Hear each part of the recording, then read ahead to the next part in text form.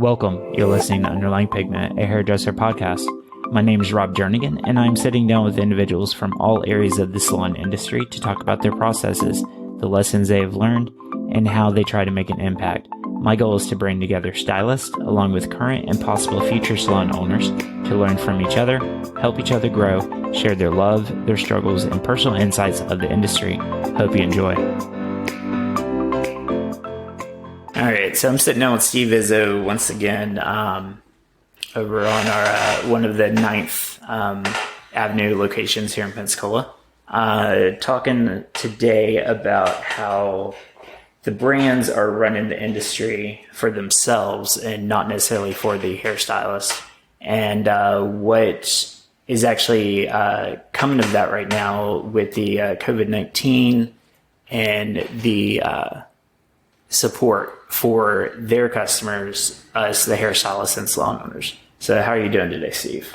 I'm doing great, but this subject gets me all excited. Yeah. You know, it's like that Jack Nicholson line in the movie where you don't want to hear the truth, you know, that kind of thing.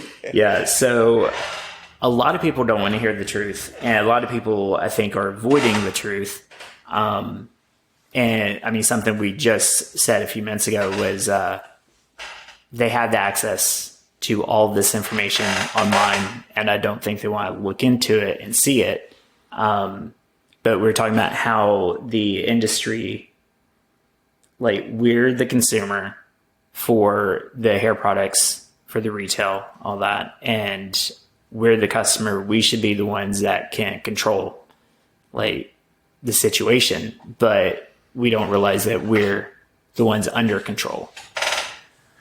We have this habit of thinking we understand what's going on in our industry, and we don't know the truth, and we don't understand the business side of our industry is the biggest problem. Yeah. So right now we have the COVID-19 is going on, and salons are out of business. Stylists are on the unemployment lines. We're considered non-essential, which obviously, I mean, being in the industry, in any industry, you don't want to think that you're non-essential. But I think as each week progresses, people are thinking, okay, well, this 1/4 inch new growth is pretty essential to cover these grays and stuff like that. So I think we'll be looked at with maybe a little more respect from around the world now.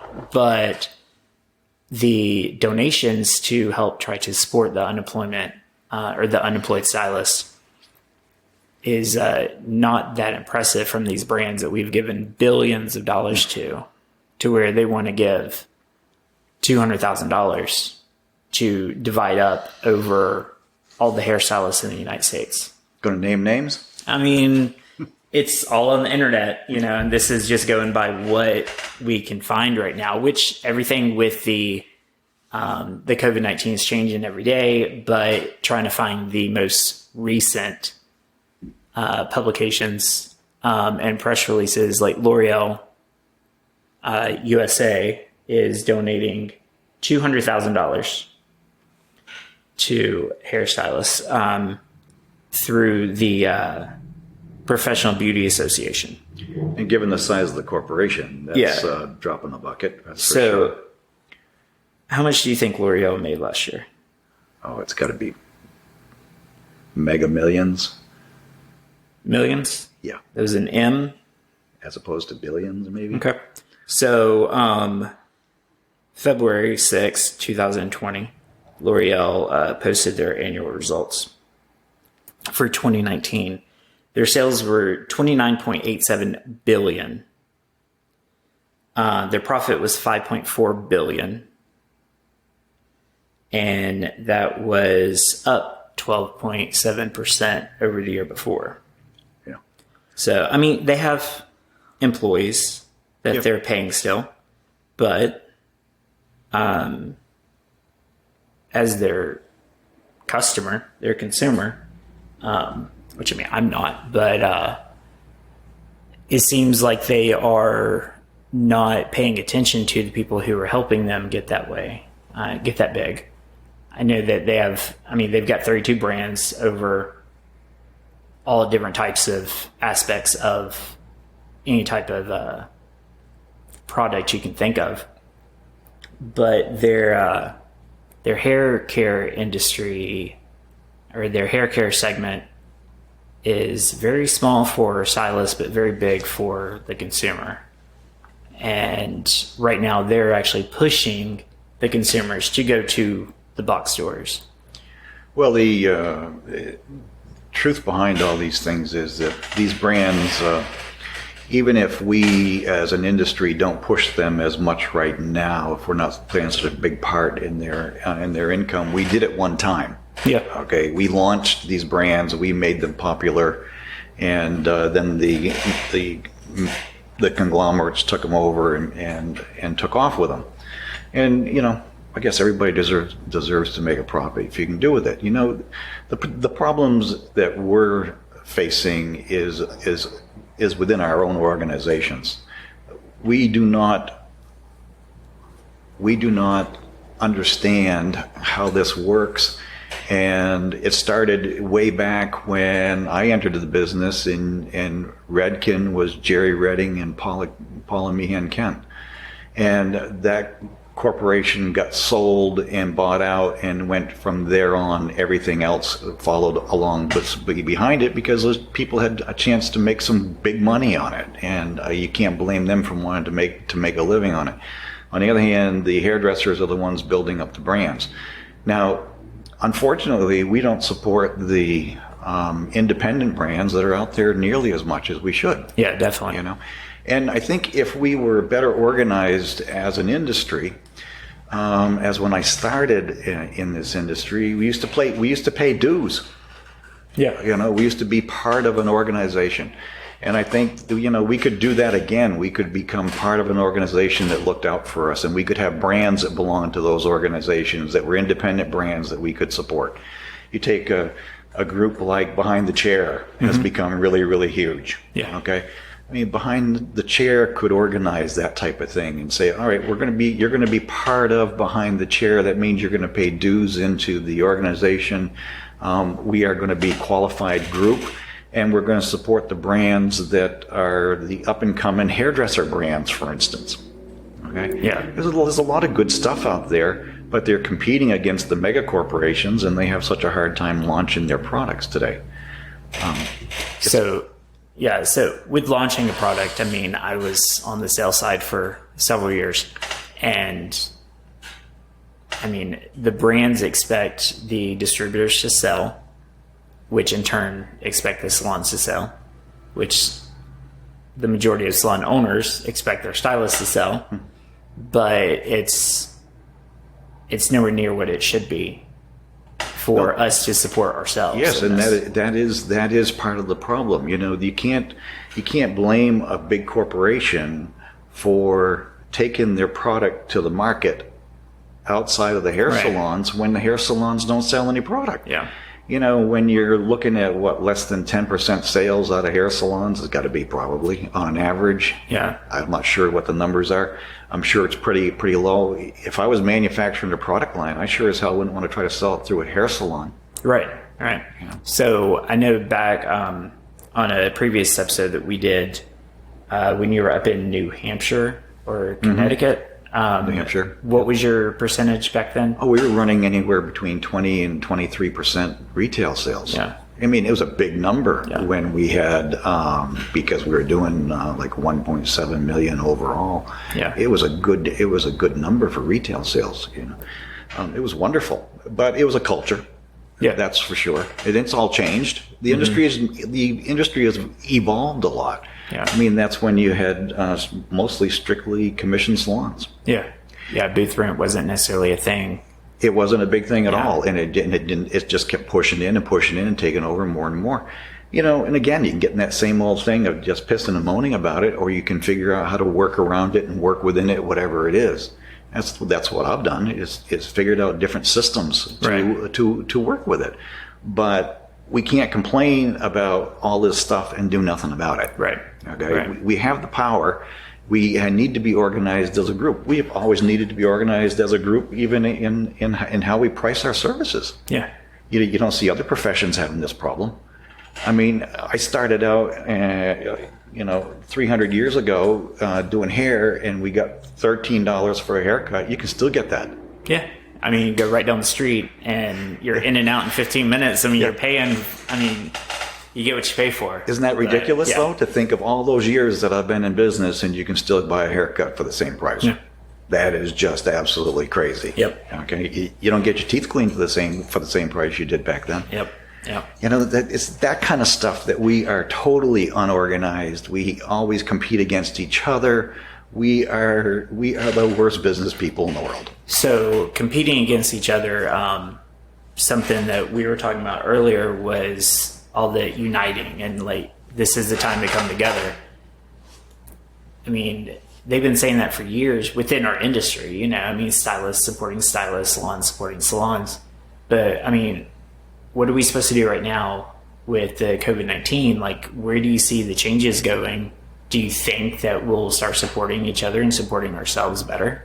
I have serious doubts about it, but we can start grassroots organizations and start it and get it excited. The thing about doing podcasts like this is the information does get out there, and this could be a turning point. I was listening to Hearst at Volume 1 the other day. He posted a thing about what is going to be the new normal kind of thing.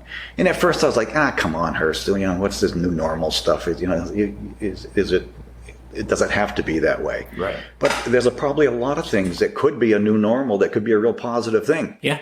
And this could be a new normal. Okay, we could organize to make the change. Yeah. Hearst and I were texting back and forth this morning. Yeah. We've been friendly competitors for years. Okay, and we share information. Yeah. We talk to each other about stuff. It's like, why can't all salons do that? We need to be a group. Okay, and we need to understand the differences in our salons. I think too often you get the small, 3-4 chair, 5-chair salon, and he's going to workshops, and you got somebody like Van Michael conducting the workshop, and he's going over his best practices in Atlanta. Okay, it's hard to size it down to our salon. Right. Okay, that type of thing. And it's a good thing. There's good information in it, but not everybody that owns a salon understands how to break that down. Right. So yes, it would be good for salon owners to be able to get together and have conversations and talk about, where this group of salons is all like less than 6 chairs, for instance. Okay. Right. And it's all in towns where the median income is such and such, because it all makes a difference. Yeah. Where your salon is and what the general income of the people there makes a big difference. Yeah. I did really well up in New Hampshire. I was in a town that had expendable income. Yeah. Okay. I should do well. Yeah. Okay. It wasn't like I had to struggle too much to get that. Yeah. It was happening for a lot of different reasons. We did a good job. Yeah. But there was a lot of other extenuating circumstances that made it happen. Here in Pensacola, where when I first got down here, you had the hurricane that had just gone through.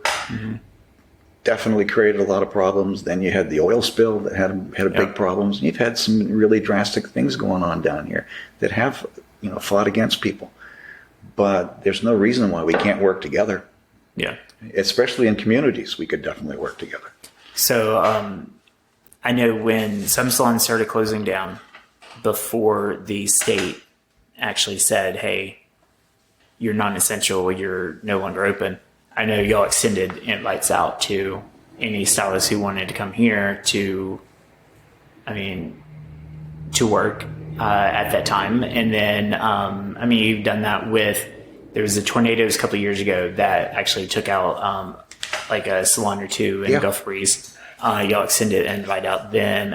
It's being very supportive and given a place for people to. You know, I want to support my fellow hairdressers. I also want to support my fellow owners. Yeah. Okay. In other words, if I'm inviting hairdressers to come in here and use the chairs and to be able to get some work out, I'm not looking to hire you. Right. Okay. Right. I'm not trying to take you away from someone else. I mean, I've had people from a lot of different salons come in here and apply for jobs, and we'd turn around and go, why don't you go back and talk to the owner a little bit longer? It makes more sense. Mm-hmm. Those kind of things happen, and it's like we don't try to grab people off of somebody else's business. If you're leaving somebody else's business, there has to be a damn good reason for it, and we also have to think that you're going to be a positive influence in our salon. So a lot of times we don't hire people like that come along. I don't want any salon jumpers. Yeah. I want people that are going to permanently. I'd rather get people out of school, come in, train them, and build them up. It works much better. I don't think hairdressers in general that are really good at what they do want to jump from one salon to another. Yeah. They're usually pretty happy. That's not part of it. But yeah, I think we need to extend help to each other. I mean, we all run into problems. I mean, there's salons that have had floods, they had fires. I mean, around the country, you hear about these kind of things that happen, and they got to get back to work. Yeah. You got to help each other out all the time. We are a potential mess right now. And the potential mess is going to be the fact that we're going to go back to work, hopefully in the next few weeks. I'm hoping we are in Florida. And what's going to happen? Well, the schools aren't going to be open. Yeah. Okay, so you're going to have hairdressers out there that still have kids at home. So what are they going to do? Now, depending on the types of salon they work in. If they're working in a commission salon, it might be a little tougher because you got to get back to work on certain hours. Right. They have certain hours set up for you to work, okay? If you're working in a rental salon, you can probably set your own hours and go back to work. That's going to be you're also dealing with the amount of fear that's going to be going on. That's going to be fear for the clients and fear for yourself. Right. It's going to be hairdressers definitely. that are still that freak out over everything. Yeah. Okay. That's just their nature. That fear factor is going to play a big factor. And depending on how well we set it up, depends on how the governor sets it up, it may or may not work well. We're going to have all this distancing and spacing our salons, the stations out. What size space, the number of stylists, the number of clients, all that stuff is going to play into this for the next few weeks, months probably. So are we going to be getting assistance from the government? Right. So something you just mentioned that actually just sparked a thought. So the cosmetology schools may not be open, but they're a licensed dwelling, tons of space, tons of stations already set up. Yeah. I wonder if we could reach out to them to see if maybe some of the booth rent salons or some of the larger commission salons where they're going to have to cut staff down. Yes. Or whatever regulation, maybe they could use some of those chairs. Have some of the overflow go there. And right now we have some extra chairs. Yeah. Okay. I definitely, if I had a salon owner call me up and say, I got extra people right now that need to work. Can we work out something? Sure, we could work out something. Yeah. I'd help people out. Absolutely. Yeah, we definitely have to help each other right now because, the conglomerates aren't necessarily helping us. Well, you can't. And the other thing is, I think we become a society that looks for something for free all the time also. Mm-hmm. We got to get out there and support ourselves. But would it be nice that our industry conglomerates that we supported all those years helped us out a little bit at this time? Absolutely. Heck, you got corporations out there that could actually do loans if they wanted to. Yeah. Or they could help us out with just purchasing products if they wanted to. Paul Mitchell, I was reading what their efforts are. They're donating $4 million to hairstylists, and they're including hair color, they're including education, more than just an online cutting tutorial, braiding, whatever that everyone's doing right now, which is great. People are sharing ideas and stuff online right now. But Paul Mitchell they've stepped up. And they're the only ones that have actually said, this is what we're going to do for you to get back on your feet, or to get into a certain area to where you can start making money again. Isn't that phenomenal? I mean, it makes you look at that corporation totally differently, doesn't it, compared to others? Yeah. And they're still an independently owned company, right? Yeah. Yeah, they're not owned by L'Oreal or Coty or anything like that. They're not. No. They're not all about the dollar. You know, they're not answering to their shareholders. Giving back to the people. Yeah. Yep. That's phenomenal. I'm very excited about that. Yeah. They should be proud of that. So with a lot of these, like the assistance from the government, the SBA loans, all that, I mean, they're done. Like, the money's gone already. The payment or the payroll protection plan, I mean, that was like, there's a lot of money given out, and it wasn't just to small businesses. So, I mean, I guess there was some loopholes in the guidelines to where, I mean, like, I think, is it Ruth's Chris Steakhouse? Got $20 million. $30 million. $30 million? $30 million, yeah. You know, that obviously doesn't sit well with this small business. How many independents could that? Oh, just a huge number of people that would have helped out. You know, a lot of these salons, especially, need small amounts of money. Yeah, it's not a huge amount of money just to keep it floating for a while. Let us get back on our feet just a little bit, and we'll bounce right back for sure. We are survivors, and you're a strong group of people. And I hope everybody is going to jump at the opportunity to jump right back into working, rather than sitting back and being fearful. If you get off the TV and off the social media, you'll feel much better about yourself. Absolutely, you're going to want to go back to work. But if you keep watching the fear mongering that goes on in the news media, because they control the narrative, and it just depends on which network you're going to listen to as to how they're going to position it. But I just can't buy into those people. I don't buy into them at all. I think, you know, we're in an area of the country where we're very, very fortunate that we don't have a lot of cases of this virus, and it's going to be minimal exposure in a hair salon, I really do believe. Yeah, I mean, as sanitized as we are, and we spoke on this earlier with the previous episode, as sanitized as Judy Izzo is. Yeah, exactly. I mean, the salons, we are supposed to be practicing like the top sanitation guidelines. I mean, that's what our continuing education here in Florida is sanitation pretty much every 2 years. I mean, all we have to do is step it up a little bit more, make sure that we're actually following those guidelines. I mean, and we're a clean industry. We have to commit to. Yeah. We have to commit to doing this. We can't just go in there and say we're going to pound out all the work we can pound out to get the money in the door. We have to be damn careful, or else we will have a flare-up, or we'll end up having people that went to the salon that got the virus, and that'll shut our whole industry down. Right. That's the fear. Okay, if we aren't diligent, we are going to be in trouble. And so everybody's got to commit to it and say, yes, I'm going to ask the right questions. Yes, I'm going to take people's temperatures. Yes, I am going to clean everything after every single client leaves. Yes, we can do this. Yeah. We're going to ask people to wash their hands. We're going to wash everything in the salon every single day. Yeah. Okay. We're not going to reuse capes and towels and stuff like that. Everything's going to be washed and laundered. You know, that kind of stuff goes on in places. Yeah. And, you know, even our utensils, it needs to be clean. Mm-hmm. Okay. Because otherwise somebody is going to get caught short. All it's going to take is one case. You're going to have one case in a hair salon in Florida, and it's going to spread like crazy, and they'll shut the whole industry down again. Yep. One bad apple in the bunch. Yep. To ruin it for everybody. We all got to play. But I really think that I love this idea of getting our industry organized again. I think we need to have an organization, even a lobby, mm-hmm. you know, for our industry, where we pay dues to it, we become members of it, we get information out of it, we have suppliers that we support, and they support us.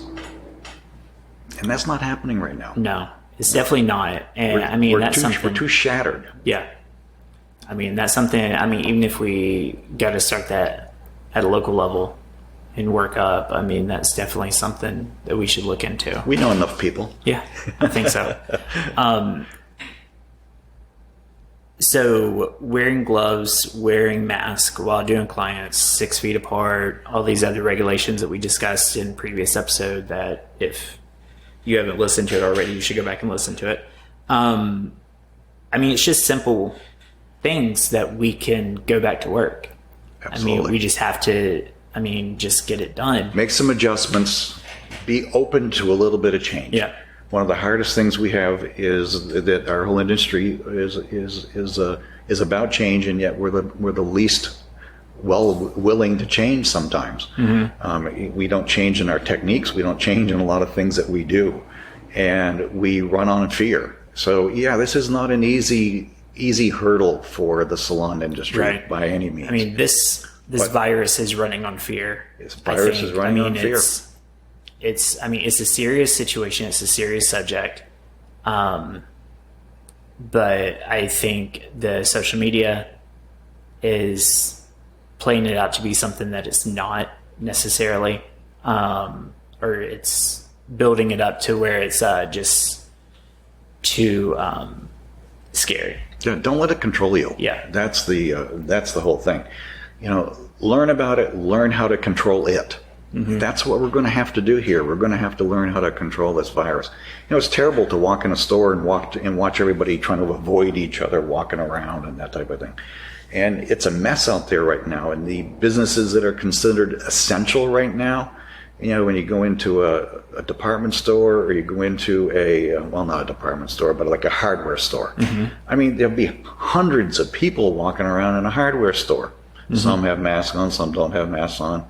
Everybody's walking within 2 feet of each other, and you're looking at it going, why do they consider this essential and we're non-essential? Right. It's just crazy to think we're non-essential. Yeah.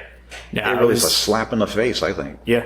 I mean, it's definitely this is all different. I mean, no one living has gone through something like this before, of course, back in the day when we had like the influenza come through and all that stuff, early 1900s, that we didn't have what we do now either. It wasn't like stores, all that stuff all over the place. Like the population wasn't like it is today. But I was in Publix, I think a week ago, and like masked up, all that stuff, but Publix actually has like their one-way aisles now. Yes. There's actually people going the wrong way. Yeah. On purpose, just trying to act like a fool. The manager kicked him out. Yep. Like literally no questions asked, like you're gone, but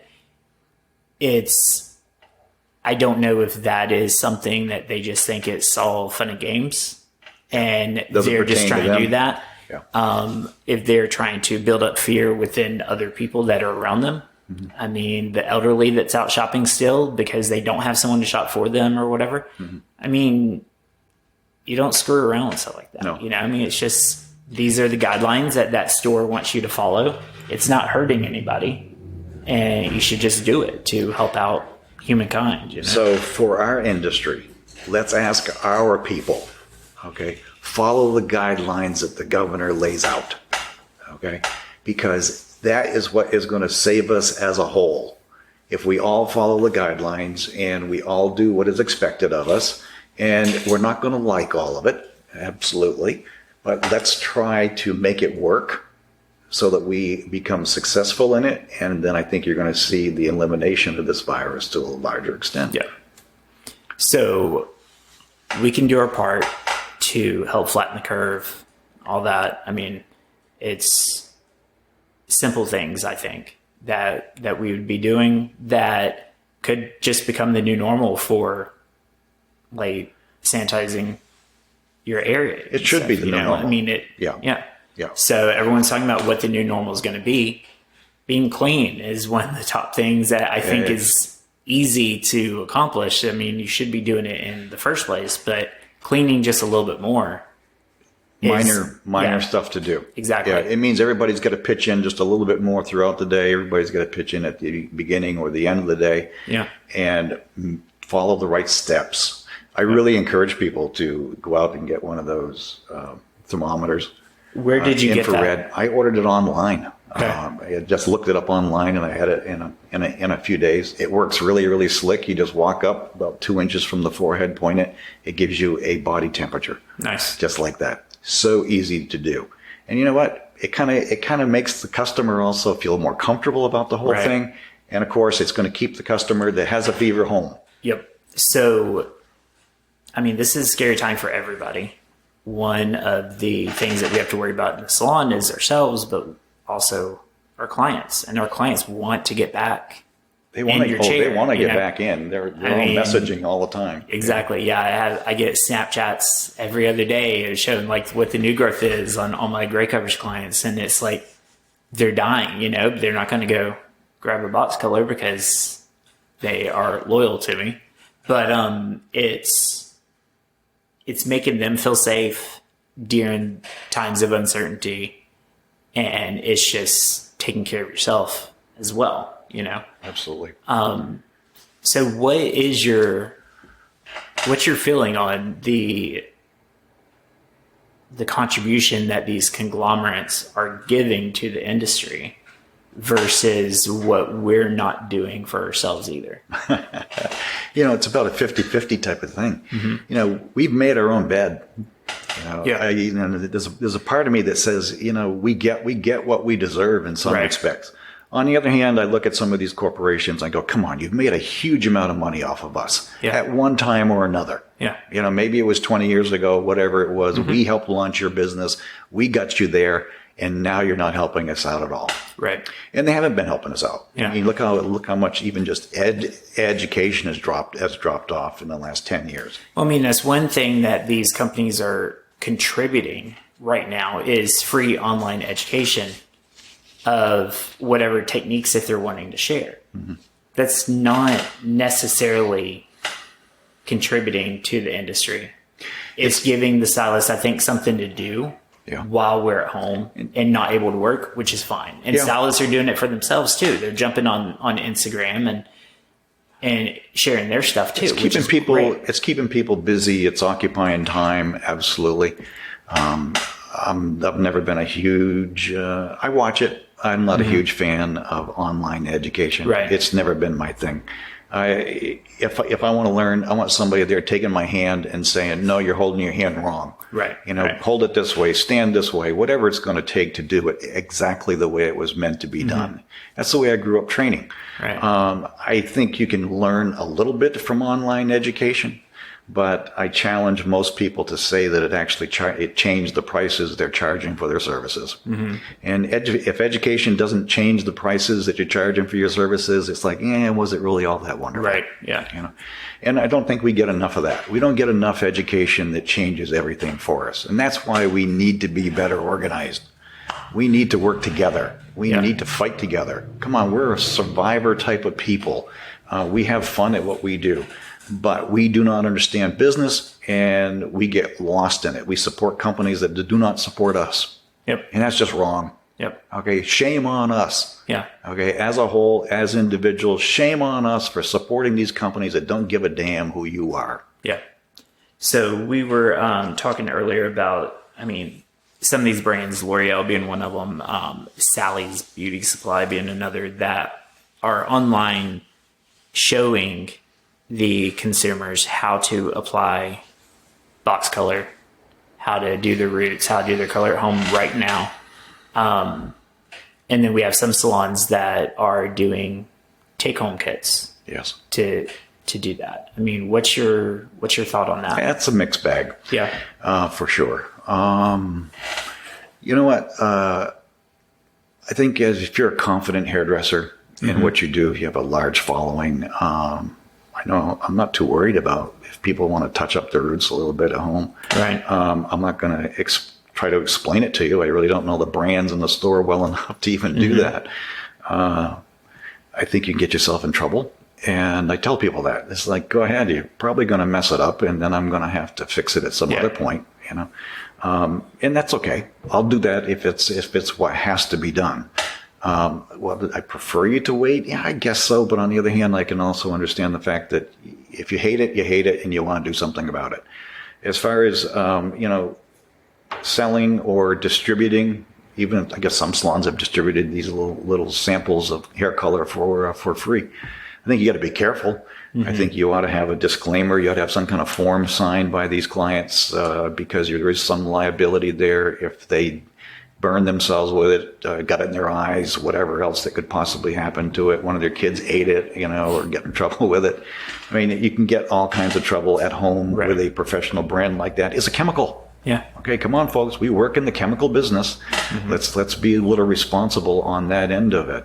But I think either way, I don't mind. If you want to distribute products and do it, go ahead. I'm not doing it. Yeah. I'd rather not. I prefer not to. Yeah. We'll deal with it in the end here. I'm hoping we're going to get back to work soon anyway. Yeah. So I don't think it's an emergency. I really don't think it's an emergency yet. So I think go ahead and put it on if you want to. Sell it.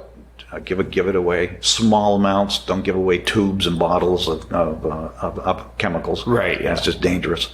And you could get in trouble with the manufacturer doing that if something went wrong. There's guidelines within the state, within your liability insurance, within the manufacturers themselves and distributors about selling and giving professional chemical side products to the consumer. Yeah, you could end up getting fined or lose a license. Yeah. Yeah. So, I mean, I don't know if it's really worth it, but I'm not hating on anyone doing it. No, me either. Because, again, this is a fearful time right now. And I think if it's helping someone at home feel better about themselves right now by being able to do their roots. And that's how it goes too. We're a feel-good industry. We like to help people out. And so there's going to be a lot of people that just want to say, I want to help my clients out. And I can certainly understand that. I think you just have to respect all the rest of it. Respect the fact that you're working with a chemical, that you're putting it in the hands of somebody that doesn't know how to use it. They're apt to create a mess. Say they get something totally wrong, it comes out terrible, they're going to blame you for it. Yeah. I don't care about the liability of dealing with a manufacturer, somebody who did get burned or hurt or something like that, and somebody ended up in a hospital, and you talk about lawsuits. And, it gets a little too crazy. Yeah. So one other thing that a lot of salons are doing right now is gift cards. So they're selling gift cards right now. I've noticed more booth renters than commission salons doing it right now. Yeah. So my thought on that is that they're getting money now, but then say we get back to work in a month, those clients are coming in to redeem those gift cards at that point. In a month from now, you don't have any revenue coming in. Yeah. And now, you know what? They don't understand the impact of that. As a business, when you sell gift cards, like when I had commission salons and we had gift card sales and that type of thing, and we sold gift cards, okay? You took that money and put it away. Right. Okay? Because you're going to have to use that later on. That isn't something you spend today. Right. And I think that's where people are probably making the mistake. I'm almost positive it is. They're using it as a cushion. And then you're going to have to absorb that later on. So you get yourself in trouble with that type of thing. Yeah. I think it's dangerous. Yeah, I mean, I fear for it in that aspect. I mean, because they're needing that money now, they're using that money now, they're not putting it aside. I mean, I'm all about some gift card sales, especially around the holidays. Yep. Because right after the holidays is a slower time, and that's bringing the money back in. But it's the clients is getting a service done right then for $150, and then buying a $150 gift card right then. You put that money away, you're going to have that revenue still come January, February. But right now, they're not spending that money right then with you and giving you extra to use later on. They're giving you money right now, and they're going to use it later on with nothing. They might buy some retail from you then, but that's nowhere near anything to live off of if that's even your money to take, I want people to be smart about it. Be careful of it, because if you put that money in your pocket and go out and spend it, you're going to be in trouble later on. Yeah. And if it's any large amounts of money, chances are it's not going to be a huge amount of money for most people, especially as an independent, probably. As a salon doing it, absolutely, it could end up being a good chunk of money. If you had a commission salon that's on a larger size and you're selling gift cards, But I think most business people on that end are probably going to stick that in the account and just hang on to it. I would hope. Yeah, they hopefully know the proper ways to handle the money with that. So, all right. So what I'm taking from talking to you about this today is this is a very serious subject. We need to take care of ourselves, take care of each other, financially, health-wise, all that, and support each other. But we need to become an industry going forward with this new normal that actually takes care of ourselves. And we need to fight for our right to go back to work. Yeah. Okay. We need to be working. Small business needs to be reactivated on all levels. Absolutely. You cannot curl up on a ball, folks. I'm sorry. Right. You can sit home and watch TV all you want. It is going to do nothing for our country.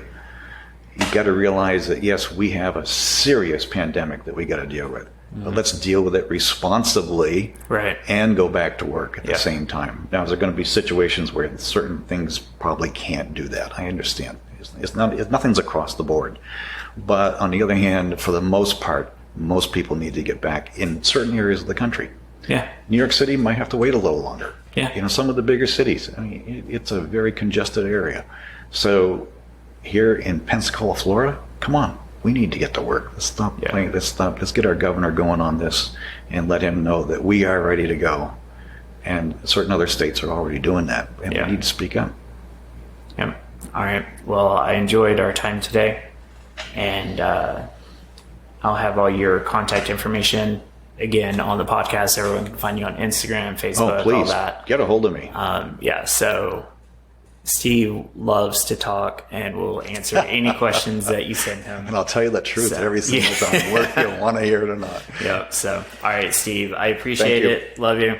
And we will talk soon. Thank you.